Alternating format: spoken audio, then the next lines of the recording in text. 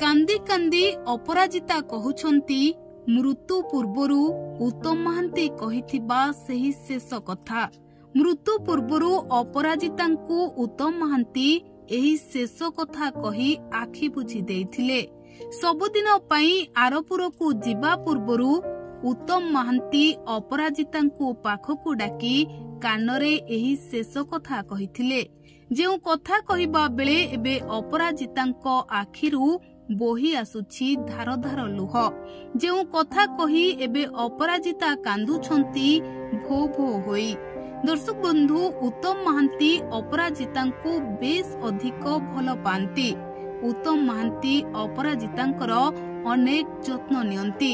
ଆଉ ବୋଧେ ହୁଏ ଉତ୍ତମ ମହାନ୍ତି ଜାଣିପାରୁଥିଲେ ତାଙ୍କ ଆୟୁଷ ସରି ସରି ଆସୁଛି।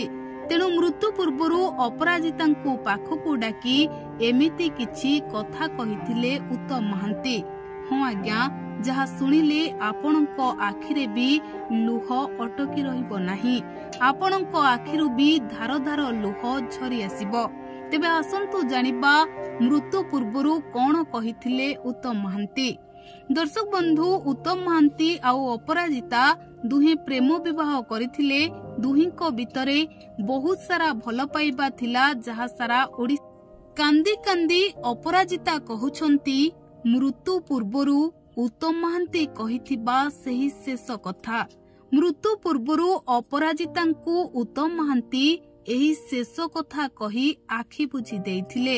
ସବୁଦିନ ପାଇଁ ଆରପୁରକୁ ଯିବା ପୂର୍ବରୁ ଉତ୍ତମ ମହାନ୍ତି